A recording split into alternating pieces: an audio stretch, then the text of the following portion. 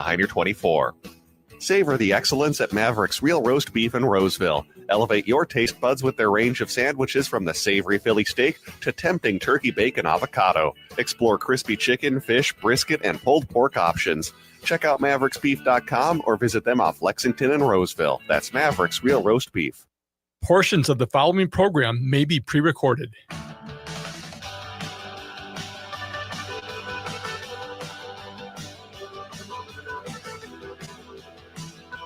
Broadcasting from the studios of AM 950 KTNF, the progressive voice of Minnesota, and airing on WCPT 820, Chicago's Progressive Talk. Welcome back to The Gailey Show, the only daily LGBTQ news and talk show on the radio in the United States. I am your host, John Parker, joined in studio by my executive producer, Jim Pounds. Hey, all. Also streaming on our YouTube channel right now. And if you like what we're doing there, subscribe, leave us a comment about how you're enjoying today's show. All right, in the second half hour of our episode today, it is Caucus Day in Minnesota. So how is the DFL preparing for any potential ICE activity? Will Operation Metro Surge have any impact on the 12 candidates running for the GOP nomination? As a reminder, one of those candidates, a leading candidate, dropped out last Monday, 2 days after the shooting death of Alex Preddy, saying that he cannot be in a party that can't stand up to ICE actions, and actually just dropped out of being a Republican altogether. So we'll see what happens today when GOP voters cast their preference ballots. But up first, Lookout Publications delivers fearless journalism and community events with the unified purpose to improve and expand LGBTQ plus representation on the local news stage while strengthening and engaging LGBTQ plus communities and their allies in the queer experience. Joseph Darius Jafari is the founder and editor-in-chief. He is a reporter, photographer, documentary filmmaker who has served as an investigative reporter for the Arizona Republic and Spotlight PA, among many journalism roles that he has had across his career and media outlets across the country. Joseph, it's been too long. Welcome back to The Gailey Show. Thank you so much for having me. So obviously, as folks who have been listening, this has become basically a ICE podcast every day of the week, because how can it not be? But something that we are very wanting to attune to is how ICE is taking what they're learning here and bringing it out to the rest of the country. And I've been following your publications, particularly your newsletters now, for a few weeks. And you all had a really good roundup of ICE activity and legislation related to that that you put out last week. Lookout is based in Arizona. So what have you found out? What is happening in your state that ICE is doing? So basically, it's funny because, well, dare I say funny, but it's interesting because, after the shooting of Alex Preddy, we really saw this wave of interest here in Arizona. People wanted to come out into their streets, right? And ever since then, I've been at different convenings, different talks, and almost everybody who goes to these convenings and talks have raised their hands and said, like, oh, I'm here because of the shooting. And there's been a swell of people who have been trying to get involved since the shooting. That being said, there has been a very big increase in ICE activity here in Arizona. The news that kind of has swept the nation right now is ICE has bought, or the Department of Homeland Security has bought, a $70 million facility in Surprise, just north of here in Phoenix. They also have increased their presence in Tucson, which is, not too far away from the border. Border Patrol has been making their way into Phoenix as far as we can see. We've seen Border Patrol trucks, which we're well far away from the 100-mile limit from the border, but we've seen Border Patrol trucks in the neighborhoods. So there has been an increased activity. We know there's going to be a surge of activity. We've already started to see it. And even the Monday after Alex Preddy's shooting, we documented, as well as a number of other local news organizations documented, a massive Department of Homeland Security raid on 15 different businesses across Phoenix, at different sports bars. There's an HSI raid. So with that, there's also been quite a bit of legislation that has been proposed to kind of protect ICE activity here in Arizona. There was a bill proposed, actually right after Renee Good got shot, and killed, that there was a bill proposed here that would essentially make it a class 5 felony to intercede with any kind of activity of ICE. And what we know is that there's this old kind of legislative legal definition of impeding, an officer, but this would expand that definition. Now, the thing is that we do have a governor who has signaled that she might veto these bills. We have a majority in both in the House and the Senate that would easily pass a lot of the bills that are, empowering ICE or empowering local lawmakers to continue these kinds of detainments. They could get through, but we have seen a signaling from the governor that she might veto it. However, it is an election year, and she is having to go against people like Andy Biggs, who is our congressperson, as well as a local, fairly moderate Republican. Her name is Robeson. So it's really up to see when it comes to the veto pen what she will allow through. I'm curious. I'm just going to mention one situation that I know of up in St. Cloud, Minnesota, where two lesbian women had just gotten out of their car to go to a protest, and one of them said to an ICE officer, "Why do you have such a big gun?" And he shoves her down on the ground, and the other woman says, "Don't push my girlfriend." He shoves her down on the ground. So just let your legislators know, you don't have to intercede. You can simply make a comment to one of these goons, and they're going to throw you on the ground. So I don't think they need protection. We need protection from them. And I know you agree with that. I just wanted to throw that out there. Yeah, it's an interesting time to kind of be reporting on this, because essentially, it's one thing to be looking at it in Minneapolis and Los Angeles and Chicago and DC, even in New Orleans, and then for it to really be on our doorsteps here in Arizona at the same time. We are very different than all these other cities that they're taking part in. I was just having a conversation about this very recently at a town hall, where we aren't maybe as clued in with our neighbors. We don't necessarily have the same systems that a lot of other cities have. We're very urban sprawl. The entire point of moving to Arizona is that idea of rugged independence and like individualism. So it's been interesting to kind of see the pushback against ICE here, but also it's been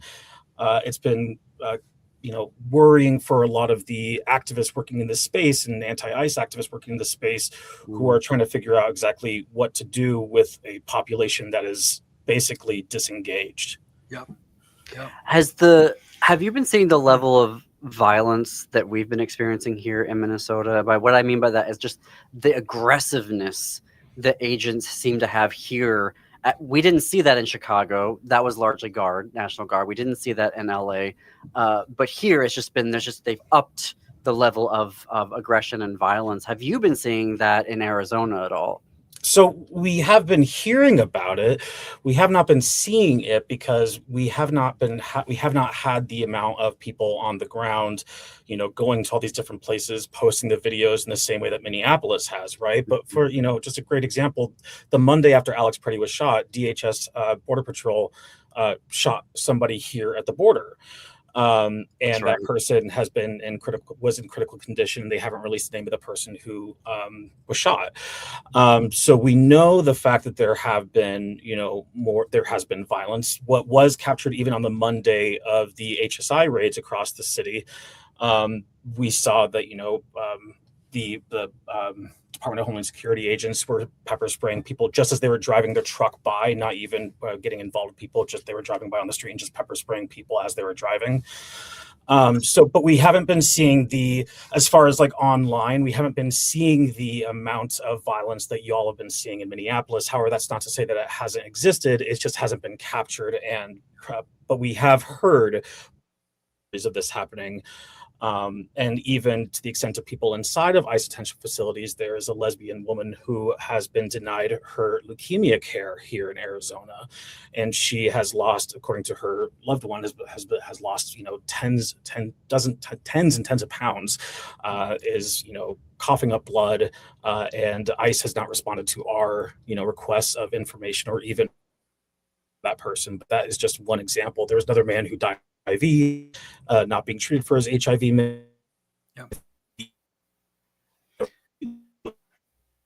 Oh, Joseph, I think we're losing you on your connection. Should he log back in? Maybe. Oh, am I still here? So live radio, folks. Joseph, are you back? I'm here. Can you hear me? Yeah. You Sorry. just lost the last bit of that. Oh, well, so well, what we can recommend here is what Governor Wall said: is everybody get your cameras out and everybody start filming everything. But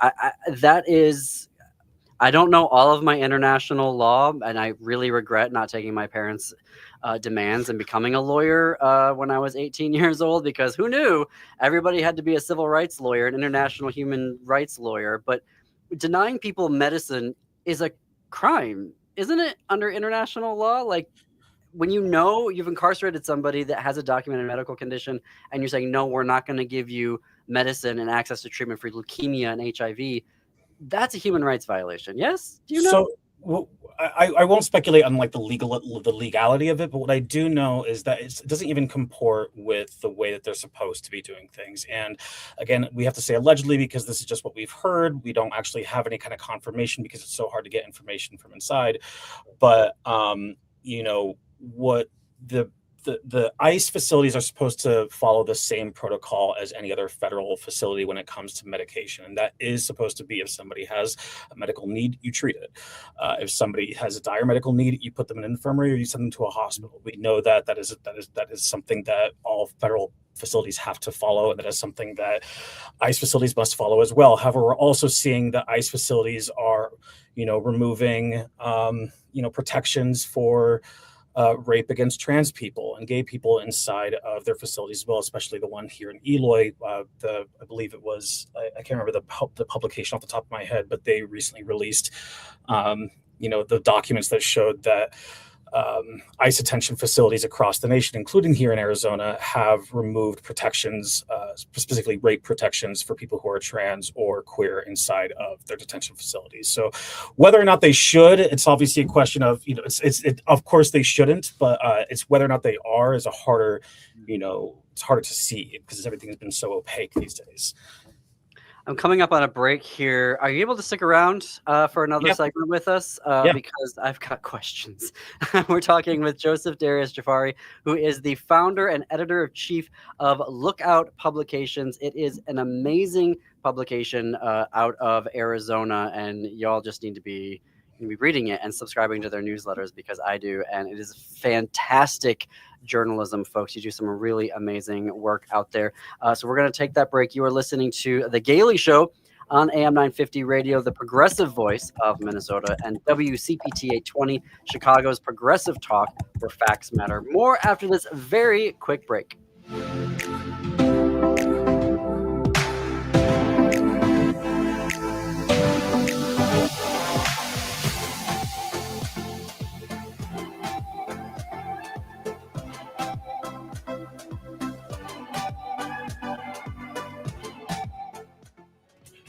Blue Man Group's North American Tour is coming to the State Theater February 13th through 15th.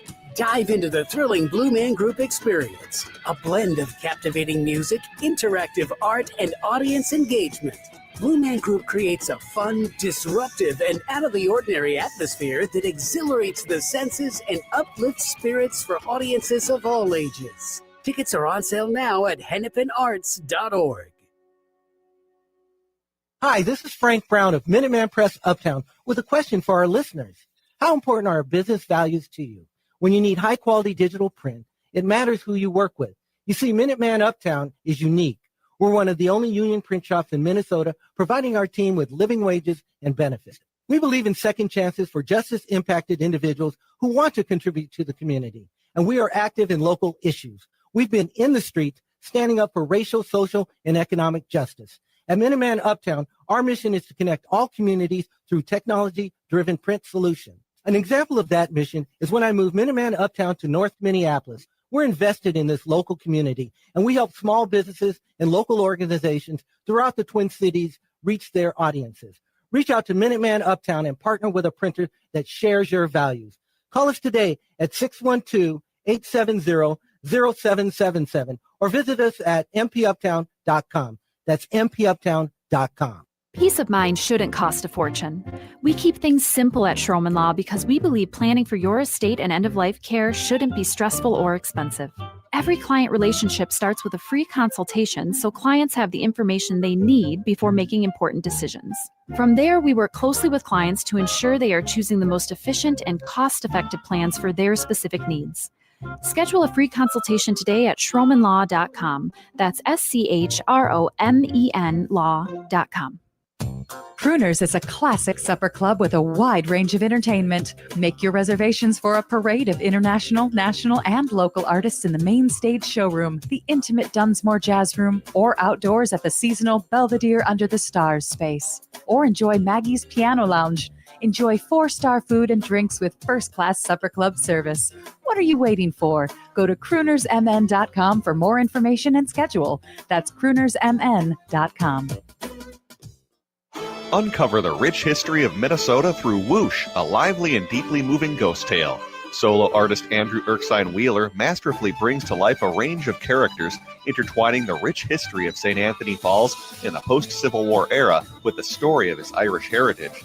This award-winning show weaves a hauntingly local and unforgettable ghost story through compelling song and storytelling. The History Theater's Whoosh plays January 29th through February 22nd. Find tickets at historytheater.com.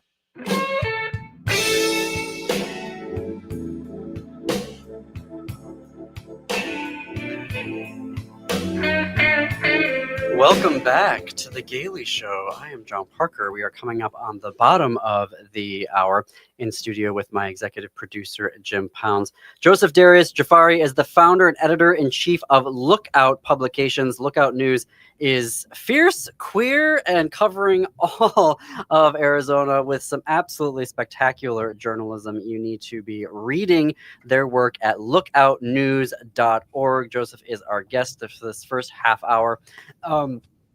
Excuse me, Joseph, do you know more about this facility in terms of your reporting? They've purchased the facility. What's happening in them is I would allege a humanitarian crisis. We found out about 4 kids from a local elementary school that are in a Texas facility that's having a measles outbreak right now. So do you know anything more about the facility that they've purchased in your state? Unfortunately, we don't know much of anything right now. We know that obviously they purchased it for $70 million in cash. The city of Surprise, which, just for your listeners' kind of knowledge, so Phoenix is very large, and so Surprise is kind of part of Metro Phoenix, and it's just northwest of downtown. So it's not very far from the city at all. It's about 30 minutes, a 30-minute drive. But all that to say is, so the city of Surprise has said they didn't have any kind of conversation or any kind of direct involvement with the sale of the building, which is approximately about 7 football fields long. It's quite big. And so, but we do know that they're going to retrofit this warehouse along with other warehouses across the nation to be detention centers. We just don't have any kind of inclination as to when or how or what they're going to look like. There's obviously a lot of worries when you retrofit a warehouse into a detention space, what that's going to look like with heating and cooling. We are still a desert, so it gets very hot here during the summer and it gets very cold here during the winter. So when we're looking at 120 degrees, 115 degree weather in the summer, and you're packing around 8,000 people into a warehouse, we don't really know what that might look like. So over the weekend in Texas, in a district that went for Trump by 17 points in 2024, a Democrat won it by 14 points. So that's a 31-point swing. We're going to see here tonight, we're monitoring what's going to happen at the caucuses here for how Republican voters are going to turn out and who they're going to vote for their nominee for governor. Do you feel like there is any as of yet, because you have a gubernatorial election as well, do you see any movement on the Republican side about shutting down ICE, making it a liability for Republicans? So the protests that I've covered so far, and we're down a couple reporters, so it's actually just me doing all the work right now. So I've been going out to all the different protests so far, and I've actually been coming across a number of Republicans who say, I'm a Republican, I voted for Trump, and this is not what I wanted, and I can't believe this is happening. That being said, Arizona is a really weird state. right? So we are considered purple for the past couple elections, but I think we're considered purple because we've had some really weird people in power. We've had weird people who are kind of running up against, Democrats. So when we had Carrie Lake run up against Katie Hobbs, we had somebody who was very, very, very, on the fringe, meeting with somebody who is, arguably very centrist. Same thing when it comes to like Kirsten Sinema. It's like somebody going against somebody who's very fringe, somebody who's very centrist. So I think we're basically purple just by default these days. That might change, especially if there is the right Republican in, who wins the primaries. So if there's a situation where Andy Biggs wins the primary, we might be back in a situation of a Katie Hobbs versus Carrie Lake situation. Yeah. But if, Andy Biggs doesn't win the primary and it goes to Robeson, I apologize, I can't remember her first name right now, but it goes to Robeson, who is arguably seen as a very centrist Republican, but who has endorsed all of, the Trump, movement so far. It might be a different situation altogether. Isn't your legislature pretty close? I mean, I feel like the Republicans only have a couple of seat advantage over the Democrats. Am I remembering that right? So there is a couple seat advantage, but it's not a couple seats that you have to win 3 or 4. It's like you have to sway 6 or 7. Oh. And that's a sway that is not really, it has not been shown to be very effective, especially when we're looking. A lot of the things that we're seeing are, especially when it comes to culture war issues, when it comes to immigration, when it comes to queer issues, they really are voting along party lines. And so what we're going to be seeing in Arizona come November is we're going to be seeing a lot of ballot initiatives. We're going to see, I mean, we already have, there will likely be a multiple page ballot this November, which makes it really confusing. A lot of them are anti-LGBT. A lot of them have to do with voting rights. A lot of them have to do with migration. So it's just going to be the way it is because they can bypass the governor's veto. Yeah. So you have Lookout has put together a fantastic legislative tracker. Can you tell us a little bit more about that? Because I'm looking at it right now, and the way you've got it set up is fantastic, but also the number of things that I'm scrolling through is terrifying. It is. I mean, it's both good and bad. I mean, so we track all the things that we believe are important to our community and our readership. It's obviously not everything. They're looking to have something over 1,000 bills proposed this year, which has never been done before in Arizona. We don't even have the back end system to really, as far as the legislature, to really handle that. So it's going to be an interesting thing to see how this works out. All that to say is that we are currently tracking around 250 bills, both from Democrats and Republicans, on a number of different issues, from immigration and safety to reproduction, and of course to LGBTQ issues.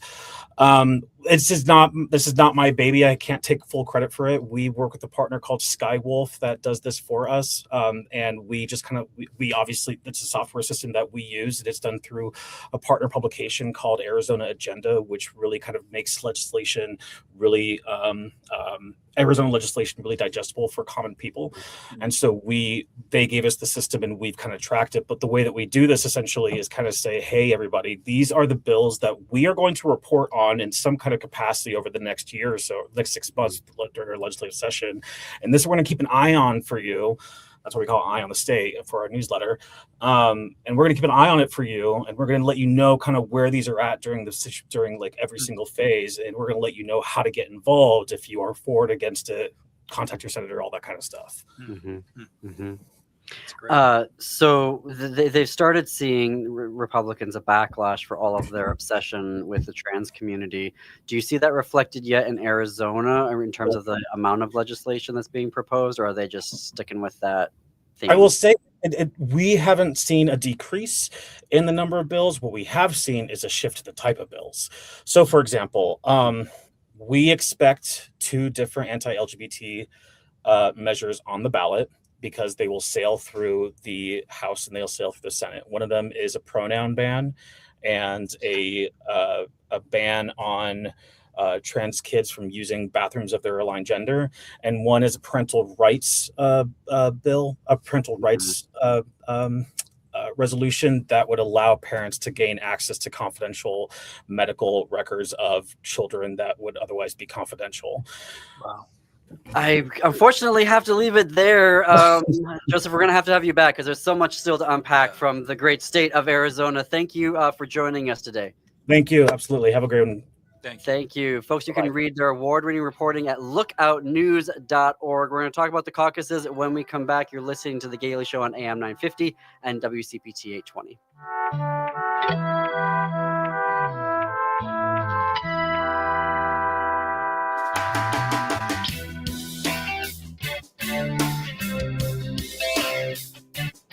Hello, Minnesota. This is Tom Hartman, and you can catch me every weekday from 11 to 2 right here on AM 950, the progressive voice of Minnesota. It's smart radio for smart people.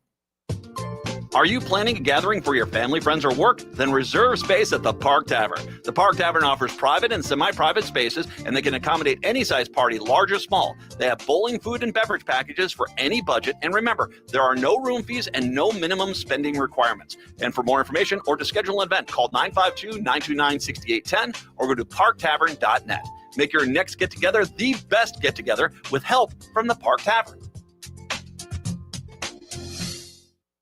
At Woodland Stoves and Fireplaces, our job is to help you find a place for fire. Our displays include over 180 models in diverse styles, and we have over 35 burning displays. Come and experience the glow and warmth of a live fire. Some say there are only 2 seasons in Minnesota: road construction and winter. Hi, this is Laura, and I agree there are 2 seasons in Minnesota: summer and fireplace season. I bought my wood stove for Woodland Stoves and Fireplaces in 2005, and every season after summer comes the time when we fire up the wood stove, get out our favorite music, and discover the warmth of fire. Our dog Pumpkin remembers the fire too. He stations himself right there, legs up in the air, just enjoying the warmth of the fire. With the wood stove, we are able to keep the main area of the house toasty warm, while the thermostat is set at an energy-efficient 64 degrees. Discover your fireplace season. Visit Woodland Stoves and Fireplaces today. Woodland Stoves and Fireplaces, out of the ordinary products and services since 1977.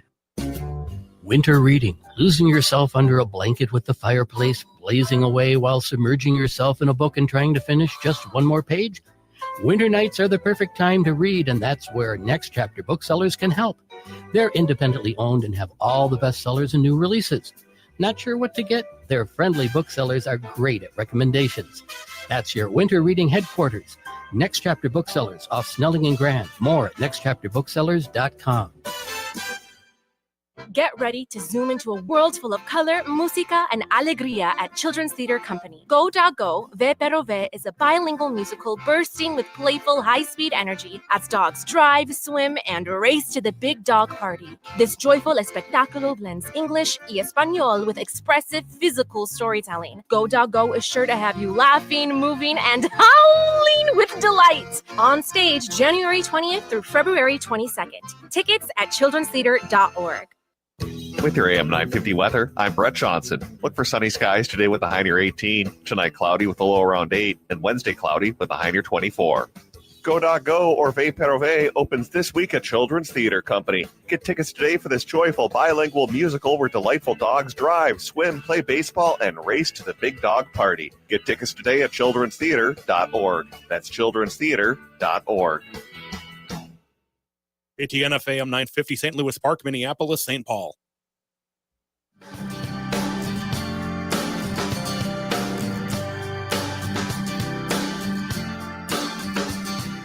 Coming to you from the studios of AM 950, KTNF, the progressive voice of Minnesota, and airing on WCPT 820, Chicago's Progressive Talk. Welcome back to The Gailey Show. I'm John Parker. We are 33 minutes after the hour. Jim Pounds, let's give some people some free tickets. Okay, if you say so. I have another pair of tickets to Blue Man Group, which is at the State Theater. If you know the State Theater, the beautiful theater on the east side of Hennepin Avenue. And you'll be able to choose whether you want to go Friday night at 7 o'clock, the 13th, or Saturday afternoon, Valentine's Day at 1 o'clock. So when you talk to Patrick and he gets your information, tell him which of those two performances, Friday night at 7, Saturday afternoon at 1. And the phone number to call is 952-946-6205. And Patrick is our producer in the control room who you'll be speaking to when you call 952-946-6205. So happy that we can be able to give something. I saw Blue Man Group. I'm going to mention it in Las Vegas, and it is, I cannot even describe it for you. You know, there's sort of a weird ethos about it. And I think a lot of the performances are varied, but it's very unique. So you should go so that you can say, I've seen the Blue Man Group, right? All right. Well, here's some news that I would say actually suggests that the Trump administration is dialing down the rhetoric and the heat. This morning, the Pentagon, this is according to ABC News reporting, the Pentagon's Northern Command has stood down 1,500 federal troops that were going to supposedly be deployed to Minneapolis. So ABC News is citing 2 U.S. officials off the record, but who have direct knowledge of the situation. It was, if you recall, ABC News who first reported that the 1,500 active duty soldiers from the 11th Airborne Division at Joint Base Elmendorf-Richardson in Alaska had been ordered to prepare for a mission to the Twin Cities. And why Alaska? Because those people know, we were told, how to fight in the conditions we live in. If that isn't terrifying, that the federal government would say something like that to anybody, there it is. Imagine if that target was on your back. That's how terrible that was. There were additional units that were also put on alert, including 200 Texas National Guard troops who were told to make preparations, though ABC News is reporting that no specific mission was ever outlined. They were put on high alert. There were troops in North Carolina that were put on alert, and now they've been taken off that. That's gross. So I guess there's something, evidence that we could point to that maybe the Trump administration is decided to stop. Now, just because the troops are taken off alert doesn't mean that they're going to stop their ICE operations. And so we will continue to report on that. But it is caucus night in Minnesota. I was about to say America, in Minnesota. Caucuses I are wish, kind of a unique thing. that it was November so that we could be having an election. Yeah. We still have, 10, 11 months to go until then, but it is caucus night here. So there's a couple of stories that we're watching out for.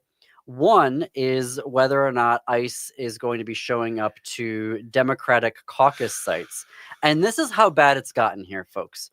When I shared this, the Tom Hartman folks are very, very lovely. They have me come on at once a day on the show, and I give, some reporting of what's happening here. And I just said, and to me, that just seems so normal at this point after 2 months of Operation Metro Surge, that ICE would just be outside Democratic caucus sites. And Tom was like, why are they going there? That is not normal. That is how accustomed already we have become to ICE going around and targeting sites. So I think you can put war correspondent on your resume now, because we're all war correspondents. Yeah. For the love of share. Right. So here are some things that we do know. So the state requires that caucuses are in person. So the DFL could not move them to an online option. However, they have trained over 9,000 people to be legal observers to document any interactions that caucus goers have with ICE, or ICE instigates with caucus goers at the locations throughout Minnesota. I mean, that's a huge number to have 9,000 people. They also will have lawyers at a number of sites that they're deeming essentially would be more likely than not to have ICE agents around.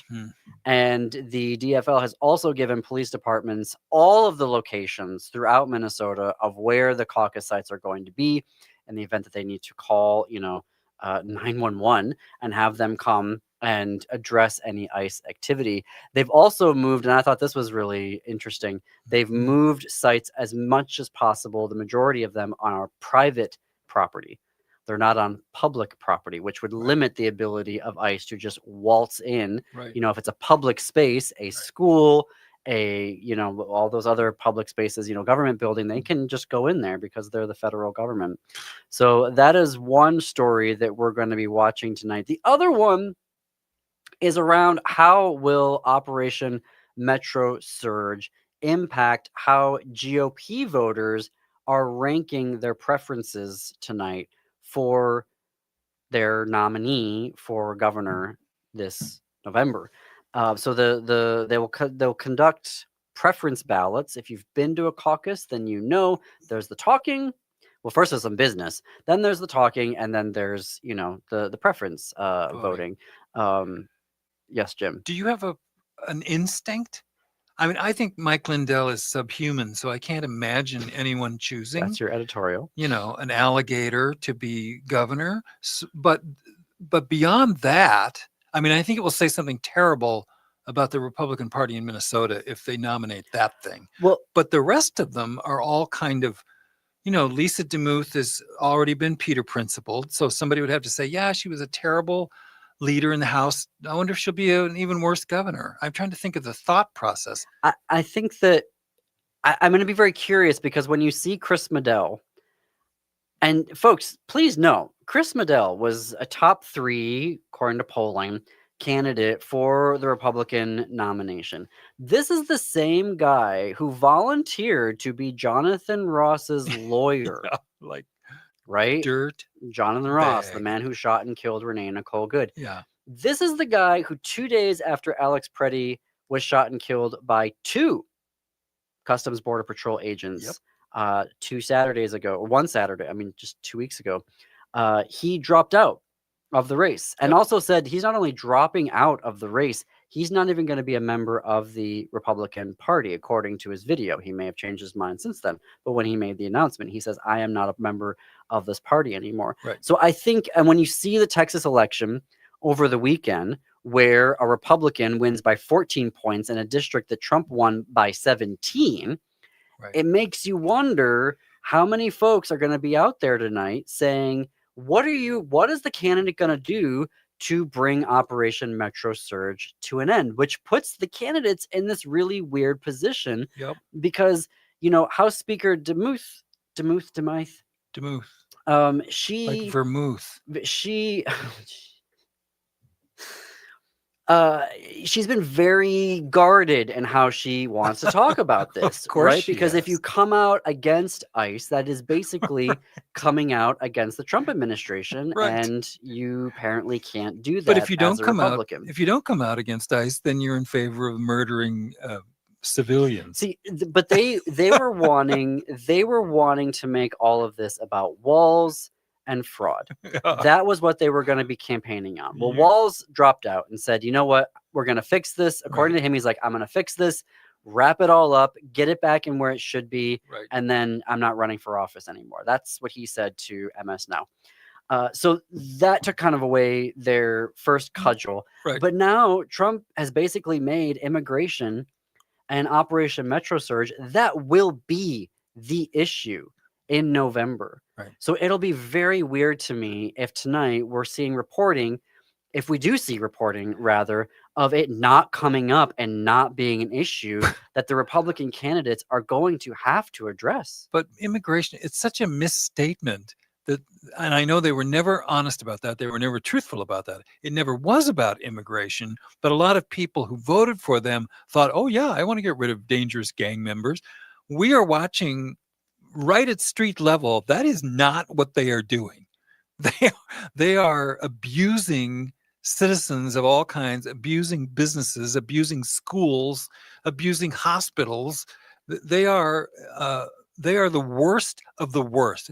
Think of the 10 worst insurrectionists you saw at the Capitol, and they're here on our streets beating up our residents.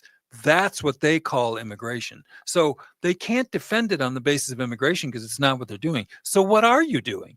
That's what Lisa DeMuth has to answer. Are you in favor of what they're doing?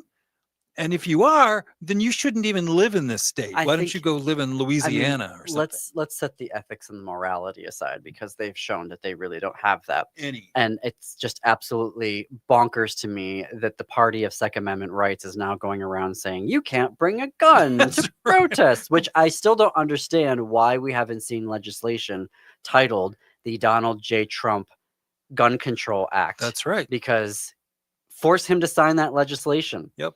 You know, Cannot force bring a them gun. force them to reckon, have this fight. Right. You know, some people are, oh, that's just, a stunt. Yes, this is politics now. Force them, force the issue, force them to have this debate. But it's legislation that is consistent Have with what the dingbat has said. legislation. Well, that's what I mean. Have a piece of legislation 3 pages long that says you cannot bring a gun to a protest. To protests. That's right. And demonstrations. Right. And force them to have that debate. Or we will kill you, because that's what we did. That's what the government did. So That's what there's they did. But force them have that debate. Yep. So this is going to be the issue. If you set aside, where was I going with that? If you set aside the ethics and the morality of all of that, how can you look at these stories of what is happening? We all have stories now of seeing something, of hearing something, of having an impacted neighbor, of having an impacted school, of having an impacted business.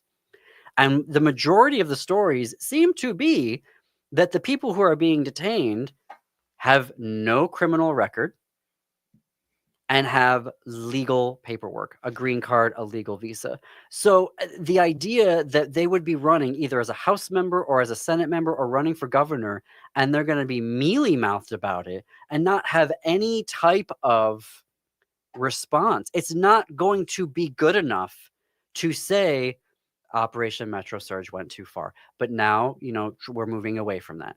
That will not be good enough. The trauma that has been inflicted upon this state, and the cleanup that we are going to have to do, that the next governor and the next legislature is going to have to do, it is not going to be good enough to say, well, yes, we should just refocus the mission on people who are committing crimes, and we'll just, take the troops and have them be off. We won't have the troops anymore.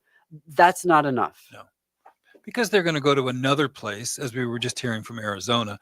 They are going to do this. Stephen Miller's intention. But we're talking about Minnesota legislature, not at the federal level. We're talking about. But the idea of them leaving the state of Minnesota, which might make us feel better, means somebody else is going to get it between the eyes. And I'm not. No Republican should be elected that supports any part of this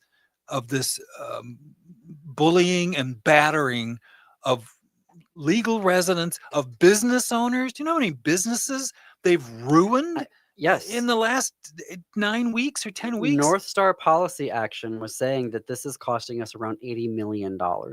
It's criminal. Businesses are shutting down. How are you going to get those businesses up and running again? Right. Well, you're not. It's that's what they're going to have to deal with, is the rebuilding of that. And Republicans better have, and they're not going to have a comprehensive policy around this. When we come back, we're going to have a candidate who's going to talk to us about caucusing tonight and what to expect and how to find your caucus location. More after the break.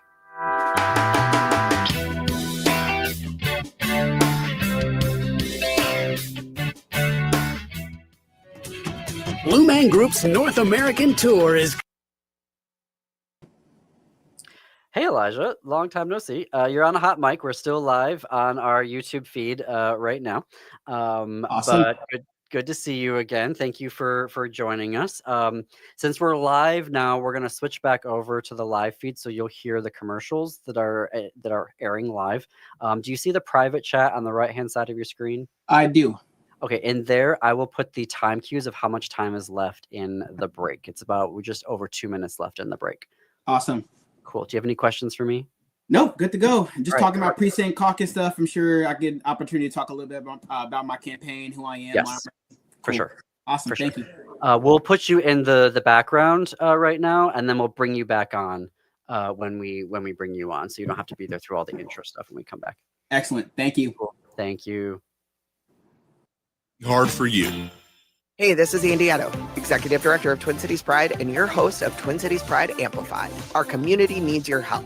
Twin Cities Pride is collecting donations to help our local community in need. We're collecting everything from shelf-stable food, household cleaning supplies, infant care items, and personal care products at our Pride Cultural Arts Center. If you're looking to help, reach out to us at info@tcpride.org or just stop by 1201 Harmon Place in Minneapolis. It's our time to take care of our community and take care of each other all year long. Hey, Francois, have you made any New Year's resolutions? No. Well, mine is to learn some French. Can you help me? Bien sûr. How do you say this? Can I buy you? Est-ce que je peux t'acheter Macaroons from Nicolette's. des macarons de Nicolette? Now, say it all at once. Est-ce que je peux t'acheter des macarons de Nicolette? Oh, absolutely. I'll have a box of raspberry rose, blueberry cheesecake, and chocolate. Mais c'est quoi ça? Thank you, Francois. You can order them online at nicoletsmacaroons.com or visit their store in Plymouth. Merci. This is Chad, owner of AM 950. I've been telling you about my friends at Snap Construction, who are arguably the most well-reviewed exterior construction company in the metro. Don't just take my word for it. Take a look at all their reviews online. Winter is the most cost-effective time of the year to complete your construction project. A majority of Minnesotans choose to have their work completed on their home in the summer when they should be enjoying the weather. As a result, the demand for labor in the summer is much higher. The most cost-effective way to improve or restore your home is in the winter due to the lower demand. Right now, Snap Construction is offering an additional 30% off of labor to the AM 950 listeners on your next construction project between now and the end of February. Call 612-333-SNAP and mention AM 950 for an additional 30% off. As always, Snap Construction stands by their work with a lifetime craftsmanship warranty. Don't wait to get a free estimate by calling 612-333-SNAP or find them online at snapconstruction.com. Financing options available.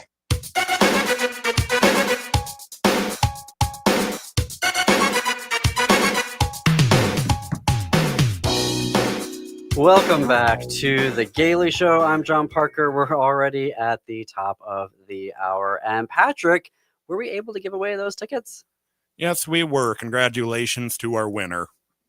That's great. Oh, I guess we don't have to have it. It's none of your Okay, fine. It's none of your business. Fine. I love giving away free things. All right. right, then. Congratulations to the person who called in. All right. So we gave our reporting about Minnesota Caucus Night, and we have given our editorial about what to expect about Minnesota Caucus Night. But how does one go about doing the caucusing this evening? So I'm very happy that our next guest is Elijah Norris Holiday. Mr. Norris Holiday is a candidate for Minnesota House District 39B.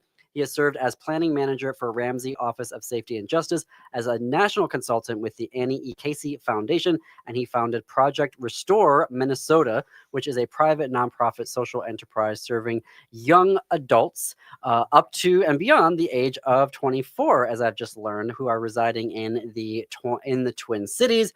Full transparency, if elected, Mr. Norris Holiday would be representing me because I live in House District 39B, and also very glad to have you back because earlier today, Elijah and I and State Senator Mary Kunesh had a fantastic conversation taking a look at Columbia Heights, which is one of the cities most targeted by Operation Metro Surge. So we put together an episode for you, really honing in into what's happening over there, what can be done over there. We're going to air that episode this Thursday at 2 p.m. Here in Minneapolis in the evening hours on WCPT 820. But Mr. Norris Holiday, great to see you again today.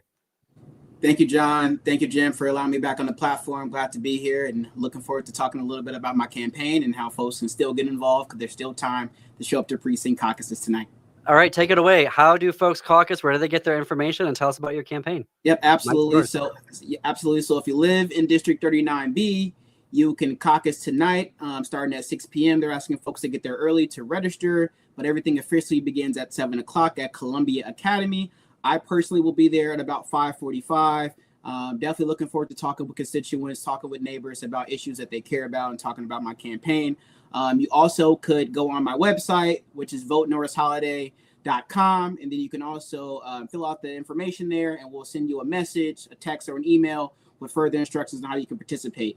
If you are not able to make it in person, you still can participate in our democracy at the convention by filling out a non-attendee form. I'm also happy to share that information with you if you reach out via email, which is Elijah for House 39B gmail.com. We were seeing some reporting about what the DFL is doing in terms of protecting folks or just guarding against ICE activity. Have you heard about things that may be happening at your caucus site tonight in terms of legal observers? Because I know like over 9,000 people were trained by the party to be essentially on alert. Yeah, I'm super excited that there are protective measures in place for people to come out and participate. We do not want folks staying at home. This is a really great time for you to be involved, to help elect your next representatives. And so I'm glad to hear that the DFL is actually taking some efforts to protect people and exercising their democratic rights. I have not heard anything personally, so thank you for sharing that with me, John, and just giving me the assurance that the DFL party is being mindful of that. So I am curious, what can folks... I know a lot of folks now are way more politically active than they used to be, and will be taking advantage of a caucus night in maybe a way that they've never had before because they want political leaders to be addressing Operation Metro Surge. What can they expect tonight when they get there? Like, what will the process be when they get into the room? Yep. So there's a registration. You'll be assigned to your precinct room when you get there. They'll tell you where to go. You give folks your address, and everyone will be able to go into their precinct rooms. I'm sure there will be some rules of engagement because we'll have candidates there talking about why they're running, trying to get people support. And you'll also have the opportunity to talk about certain platform issues that you want the DFL to take up at the convention. And you can also nominate yourself as a delegate or an alternate to participate in the process at the DFL convention, which is going to be next month. Perfect. And give us the pitch. Why are you running? Yeah, so I'm running because I care deeply about this district and the kind of community that we're building and sustaining. This is where I chose to buy a house. This is where I'm choosing to raise my son because I want him to grow up with access to clean water, clean air, safe neighborhoods, and people who look out for one another and care for one another. My professional experience includes working as the Youth Justice Transformation Planning Manager for Ramsey County. I came into that position because of my lived experience, being someone that's been directly impacted by the criminal justice system. And full transparency, I struggled to get a job when I graduated college. I had 2 felonies on my record.